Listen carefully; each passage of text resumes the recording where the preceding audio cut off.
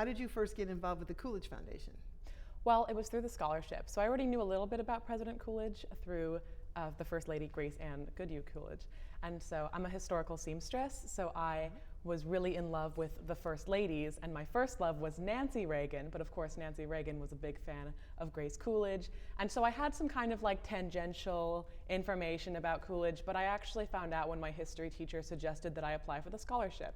And so then I read the autobiography, and I wrote in my application, and it looks like it turned out pretty okay. That's great that you came to us through Grace Coolidge, because her name has come up a couple of times, and she's quite the personality, and there's so many great stories about Grace Coolidge. So you're in the Coolidge Senators program. Can you talk a bit about some of the experiences that you've had in that program? Yeah, well, I mean, before I was brought to DC with the Coolidge Foundation, I got so much support just from the staff outreaching the second that they notified me that I was selected, which was such an honor. But once we got to DC for our Senators Weekend, or the Senators Summit, I think is what it is, we got the incredible experience to go around DC. It was my first time in DC, so it was a really amazing opportunity. They brought us out from, I mean, almost all 50 states and just all sorts of areas. So it was amazing to be able to mix with other high school juniors at the time, and to be able to experience DC, get an inside view. We went to the Capitol and we were able to get a guided tour. And one of the moments that stuck out to me the most was actually in the Capitol. When we were in the lower floor of the rotunda, I started talking with this woman who was along with us on the tour. And I didn't really know who she was, but we had a really great time talking, and we totally got into it. And then for the next panel, we were walking together as well, because we sat next to each other on the bus. And then I was like, oh, we should like sit next to each other. And she was like, I wish I could. I'm the next panelist. And I like, it was so funny. But anyway, so just all of the adults are so incredibly kind. And so through DC, I was able to meet all of them, and then again at the gala. And it's just been an incredible opportunity, not only to kind of take in the sights, but also see them through Natives' eyes, see them through Coolidge's eyes. And it's just really such an opportunity to be able to experience the history and founding of our country through a new opportunity. Awesome. So while you were in DC, did you go to the American History Museum and see Grace Coolidge's dresses? I was not able to see her dress, but I have recreated 2 of them. They actually have 2 in the First Lady's collection, so you should go while you're still in town. I definitely will. Yeah, I didn't have time. My flight was too early the last time. Let's see. Can you talk a little bit about the senator community? Are you still in touch with your fellow students? Yeah, absolutely. My roommate and I try to call at least once a month, and we usually manage to make it. She's in Indiana, so a little bit of a time difference, but not too much. But what I've noticed is that it's incredible because it's almost intergenerational to some degree. I'm having so much fun at the Centennial because this is my first opportunity, since I'm one of the newbie senators, to meet previous groups of senators and scholars. And so I'm meeting people who are in college, who are going to the colleges that I've applied to and am now getting accepted into.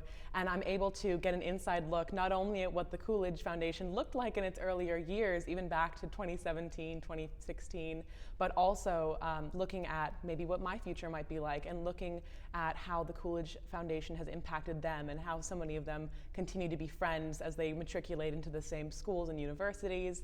And it's just been wonderful to be able to grow the community, not only in terms of the mentors that we've been meeting, but also in terms of our peers. Great. How has your involvement in the Coolidge Senators program impacted you?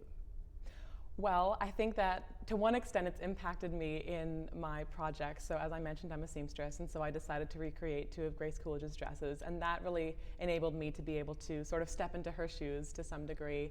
But I've also been just, really trying to do more and more research about Calvin Coolidge and Grace Coolidge and their lives. For me, I'm not as much of a policy person as I am a story person, and so I love hearing about Rebecca Coolidge, or how Grace and Calvin met, and all of those sweet stories or funny stories about how he didn't get along with the housekeeper. And so that's really what humanizes him to me. And so being able to do that deeper research that I never would have been able to do in school has really enabled me to learn a lot more. Fantastic. What do you admire most about Calvin Coolidge?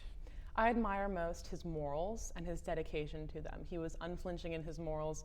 No matter what he believed, he always stuck to the the letter of the law, the letter of the Constitution, because he trusted in them. He trusted in God, in America. He trusted in the foundation of this country. And even, when he was a governor, when he was a mayor, he espoused these values. When there was a bill that he agreed with, but he thought would still conflict with the Constitution, he wouldn't sign it into passing. And everybody was shocked because he actually followed the letter and the spirit of the law. And I think that's so important. I think that often we have politicians who are in it for their own gains, who are looking for their own agenda, or they have a big plan or a great new proposition.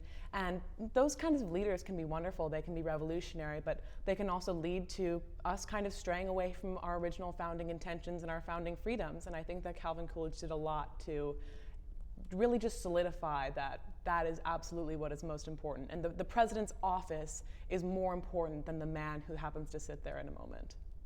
Yep. Now that it's the centennial year of Coolidge's presidency, how do you think Coolidge's legacy is important today? I think, again, just going back to those founding values, Calvin Coolidge was more of a modern president in some ways. I mean, he was in the 1920s. He was looking at that technological change, a rapid shift in American society in terms of both politics and technology. But he also, in a lot of ways, brought us back to our history, brought us back to our founding. And I think that we can take also Coolidge's mindset into our own time. I mean, in the 2020s, we are also looking at a time of rapid change, evolution, and we have so much greatness going on. We have incredible advances in technology and higher quality of life, but at the same time, we're losing sight of our founding vision. We're losing sight of our freedoms. We're making exceptions that we won't want to make when it's our children's time to grow up in this country.